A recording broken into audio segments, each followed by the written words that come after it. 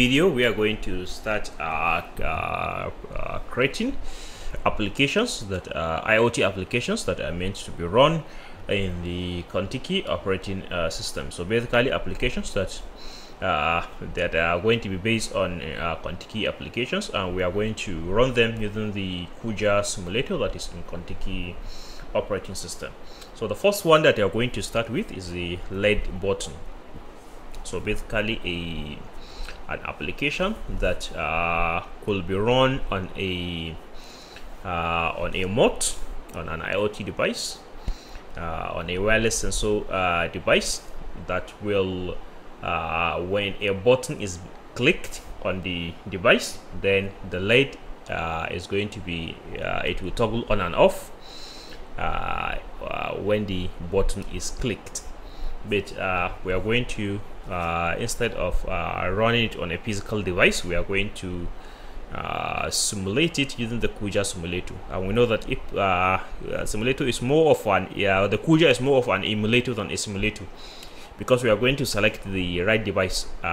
Usually we make use of T-Mode Sky or Z1 mode, and if it runs successfully in the Kuja simulator, then we guarantee that it is guaranteed that if when we run it on the physical hardware, it is also going to work. So this is a file. I've already created the file. I've named it ledbutton.c. So now I'm going to start writing this particular program. So the first thing, I'm going to write a comment to show the functionality of this program. So I'm going to say let's and button example. Let's button example. Let's button example.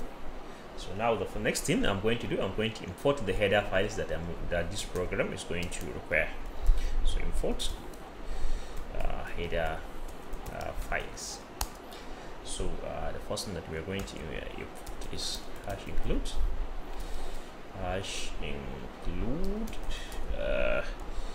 now contiki.h.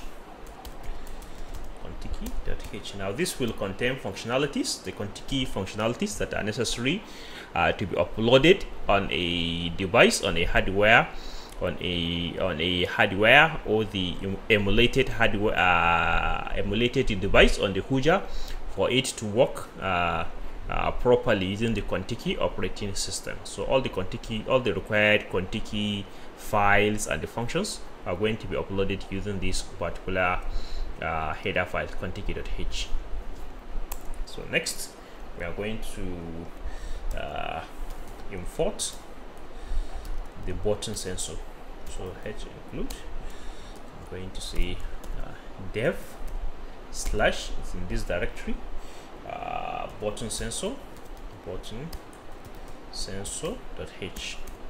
So this will be responsible for the button sensor, that when the user click on the button, then a particular it will trigger a particular event, then an action is going to be an event. This is an event, the user clicking the button, and then an appropriate response is going to be an appropriate response is going to take place in response to that user clicking the button.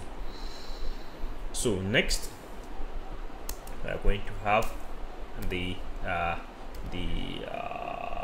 lights. Since we are saying lights, when the user click on a button, we want the light to turn on and turn off. So #include, it is also in this particular directory, dev / lets.h header file. Next we need the one header file from the C standard library, that is the #include stdio.h, standard input output header file that we are familiar with in C programming. So stdio.h. So we have successfully imported our header files that this particular program requires. So now the next thing we are going to do, we are going to declare our process. So declare process. So process declaration. So let me just say process declaration. So we are going to declare our process, and then I'm going to create it, name it process, late button process. So late button process. So late button process. So just like this is just like a variable name for the process that we are creating, a late button process. Now the when the device boots, we want it to show us that this process has started. So now we are going to write a string equivalent value of this particular variable, so that will be displayed to show us that this user has actually started when the machine is running, when the IoT device has started running. So I'm going to say let's and button process and button process. So put a statement terminator as normal. So this is a macro. This process is used to declare our process that our program is based on. So after declaring the process, then we need to kickstart the process. So kickstart the process, we need to write a code that will kickstart the process when the Contiki operating system finish booting on the particular IoT device that we are running the Contiki operating system on. So kickstart the process after Contiki finishes booting. So I'm going to just write auto start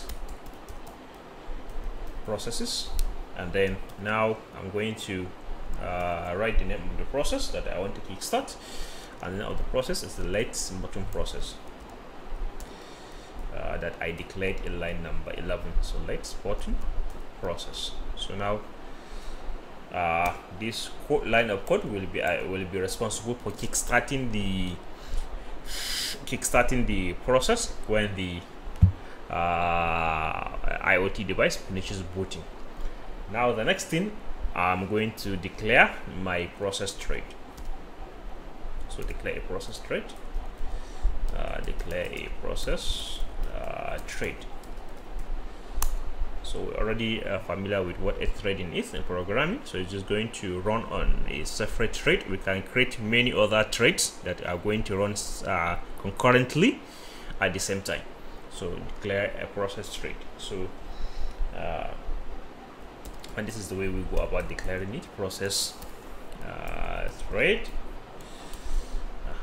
So two parentheses. Now within the parentheses here, we need to declare the name of our process, let button process, followed by two callback functions, event.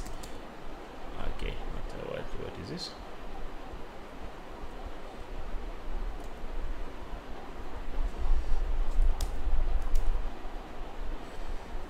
Okay, I don't know what is this. Well, we have in this highlight.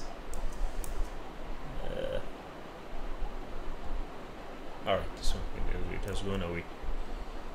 All right, it has gone away. Okay, so let button process. Then we need two callback functions, event and data. We are going to see how we are going to make use of these two callback functions, event and the data. So process thread, and normally at the end of every brace, I like to put a comment like this to know what that to know which brace. To know that particular closing brace, for which line of code is it. So I'm just going to copy this and I'm going to paste it here. All right, so here we are. Now the process thread, declare process thread. So now the next thing that we are going to do, we are going to write another function, a macro. So process kickstart to begin the process that we the process thread that we have just declared in line number 17. So process begin with this. Next, we can now start writing our code. that our code that we want to be executed in this particular program. So the program logic, let me put them appropriately. The program logic, what we want the program to do. What we have written so far is part of our program. So but here we write the program logic, what we want the program to do, the core of the program. So the first thing that we are going to do, we want to activate the button sensor so that the user can click it and it will respond. So we say sensors activate using this particular function. Activate, and what are we activating?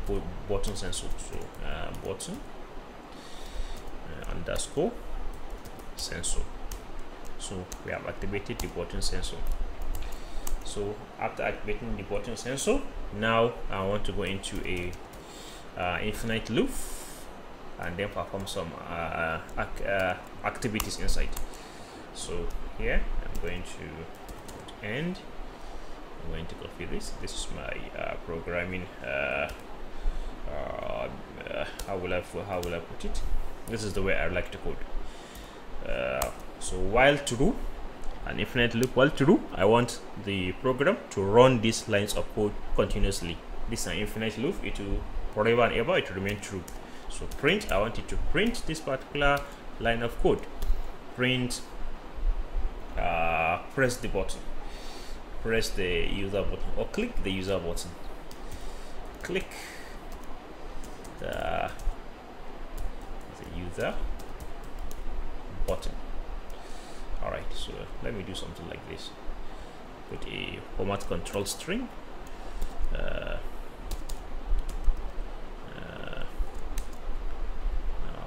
S / new line. So format control string fat, and then click the user button. So my statement terminator here as always. So the next thing now, the user is going to click the user button going by this directive, by this prompt. Now if the user click the user button, what do we want the program to do? Now that is when we make use of this particular instruction, process wait event. So process wait event until something happens. So until what happens? So we want the process to wait until the condition in this parenthesis is true. So if this condition is true, then the program should continue, else it should remain at that particular line number 27. So what do we want it to be true before the program will continue? One is that the event, the value of this callback function event, is a census event. It's a census event. That is one. It's a census event, and also the data that has been passed from that particular census event, because there are many sensors. It's not only button sensor. Is button sensor, since here we are dealing with button program, so we make sure that it is button sensor before the program should proceed to the next line of code. So if that happens to be true, then we want the LED to toggle. So I write let's toggle, making use of this function toggle. Toggle, it is going to change the state of the LED. If it is on, it is going to change it to off. If it is off, it is going to change it to on. So toggle between the between the states of the LED. If it is on, it's going to turn it off. If it is off, it's going to turn it on. So and now within the parentheses, I'm going to specify the particular LED. Normally in a mode, we have three types of LED. We have green, we have blue, we have red. So if whatsoever anyone that I want, I'm going to specify it. So let me specify the red LED. So let's red. If I want all, I'm going to put all of the three LEDs. If I want green, I'm going to put LEDs green. If I want blue, I'm going to write the LEDs blue. So here I want to deal with red, so that is why I write the LED. So you can change it and then see how the program will behave. So now the next thing, I want to know the state of the LED, whether it is on or off. I want it to also print it out for me. So I'm going to say using this my print statement, my print function, not statement. So I'm going to say the sensor is then the based on the state of the sensor. This is unsigned int format specifier. Okay, so I'm here, and then next I'm going to make use of a function called let.get. Now this will get the state of the LED, whether it is on or off. Now if it is on, then it is going to give me the ID of the LED. Now these are red, blue and green, they all have an ID. So if it is on, is going to give me let.get value is going to be the ID of that particular LED, and if it is off, it is going to be 0. So depending on whether it is, if it is off, if we see 0, then we know it is off. And then if we see any number other than 0, then we know that the LED is on. So let.get, and then we have the appropriate value here. So next, I think we are done with this. Process begin. Now the next thing, we just end our process. So after the while and while, then we just have end while.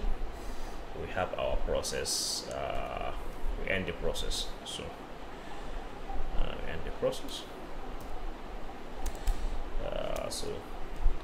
Process end. Process end. So here, so next. So this is how our program is going to be. Just a program that when the user click on a button, it will change the state of the LED. If it is on, it will change it to off. If it is off, it will change it to on. So just a button to toggle in between the state of the LED. And we have already chosen the LED that we want to deal with. This time around is going to be red LED. So now I'm going to simulate this particular something, since we don't have a physical IoT device, physical mode. So we are going to run it using our Kuja simulator. So and if there's any error, the program will not function, and then we can come back and fix any error that we may have. So I'm going to go to my Kuja. I've already launched it here. I'll go to under file. I'm going to go new simulation. But before that, we also it will be able to compile in the Kuja simulator, I need a makefile. So I've already created the makefile, and this is the content of the makefile, because the Kuja simulator is going to make use of a makefile to compile this particular project for us. So this is the content of the makefile. We say we specify the name of the file that we want to compile. It is LED button, and then this line number 5 is referring to this. So if we have more than one file, we can specify it here, but here in this time around we just have LED button file. So we specify it here, and then here this direct is telling it that it should compile everything that we have specified here. It should compile it, and then there are some we need to give the directory of where this particular file is contained. Makefile.include, that is where that is the Contiki root folder. By here, that is where we specify line number 8. It's a Contiki /home/user/Contiki, and now within this particular directory, this is a file called makefile.include. We need it if we want to compile any application that we want to run in Contiki operating system. So save it. Now I'm going to go to the Kuja and then run this program. So this is my Kuja simulator. I'm going to set new simulation. So I'm going to name it as LED button. So LED button,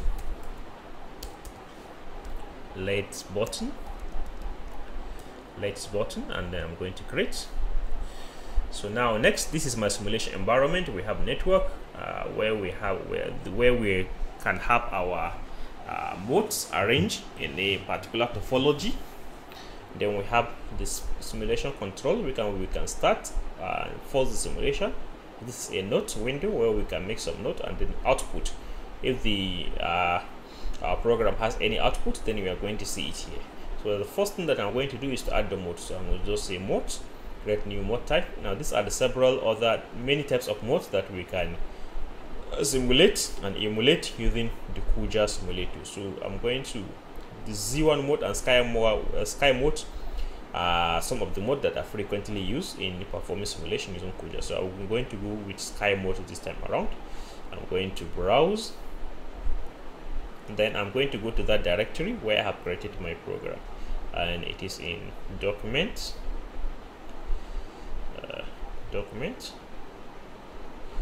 within the document, YouTube. I'm sure it is here. Then LED button, I'm going to open it. LED button.c, I'm going to select it. So I'm going to clean if there's anything. I know that there's nothing there. This is the first time I'm compiling it, and then I'll just select compile. If there's any error, the program will not compile, and then we need to go and fix the error. If it's compiled successfully, then we know that we don't have any issue. Then we can proceed. Now it has compiled successfully. That means that we don't have any issue. Now we are going to proceed to create an IoT device that has been loaded with the application that we just created. So now a Sky mode to be precise. So a Sky mode hardware has been emulated, and it has been uploaded with the application that we just create. So it has been added to our network window. So let me just enable some options here. Mode type, for me to see the mode type, and the radio traffic is already there. And then LEDs, I also want to see the LEDs since I'm dealing with LEDs and button. Now to show the button, I'm going to right click, mode to for Sky 1. I'm going to go to mode interface viewer, and then I'll click on this arrow, and then I'm going to go to button, so you can see the button here, so that when the user click on the button, and then this will toggle between the state of the red LED, that as we can see it here. So I'll click on start simulation. So when we go to the output, we can see that the Contiki has booted. These are normal output that we see when Contiki has loaded: the RIME address, the MAC address, information about the CSMA Contiki MAC. All this information are usually printed out when the Contiki loads, and then we can see that it has printed out that value of the process that we declare, LEDs and button process. As you can see it here, this is what we declared here in this particular LEDs and button process. It has been printed out. And also click the user button, what we have in line number line number 25. Click the user button, a prompt for the user to click the button. Now we are going to proceed and click on the button and see what happens. So click the button. So after clicking the button, we can see that sensor is click the user button. Sensor is okay, but it has changed state from off to on. I don't know what is printed out. The sensor is, maybe there is some little errors there in that particular line of code. Okay, this is why are we having this? The sensor is, it's supposed to show us the ID of the sensor. Let's get and then sign int. I don't know why we are having this, but let me add. Okay, let me remove the simulation and see why we are having this. Or let me click on the button again. Let's see. Okay, the sensor is okay. This is the ID for, this is 4 click. I was confused here. 4 click. Okay, this is 4, the sensor is 4, the ID of the red LED is 4.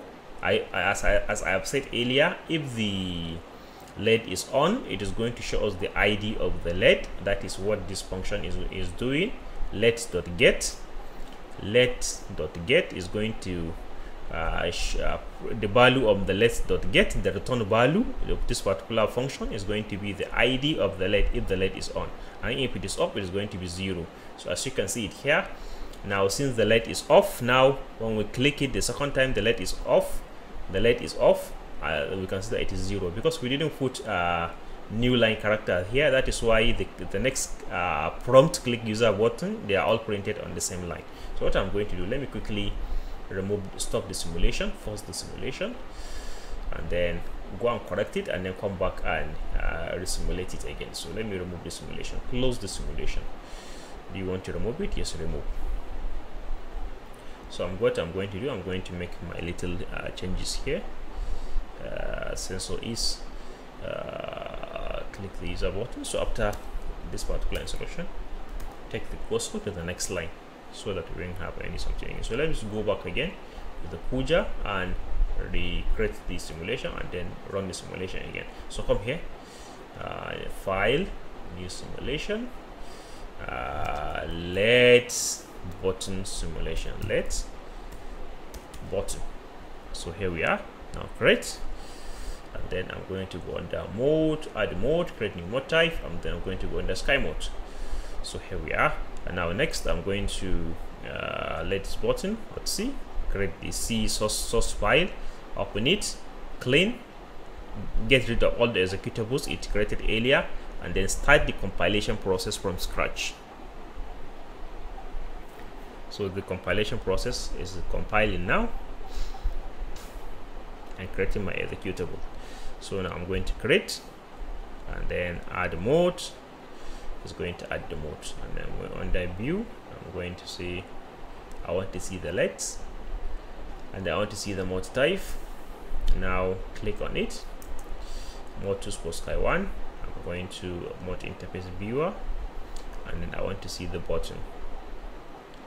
So start the simulation. So click the user button, click on it. We can see the sensor is on. It's showing us the ID of the red sensor is 4. Click the button. The sensor is off. It is 0. Since it is 0, then since if it is off, we are going to see the value as 0. So this is what our application is working perfectly. It's just a simple application to demonstrate the usage of the button and the LED sensors, how they work. When we click on a button and we make use of the button to control the on and off the state of the LED. So we make use of the button to control the state of the LED. If the user click it, it will toggle on and off. So thank you for watching this video, and subscribe to this channel to get more of these tutorials. Thank you.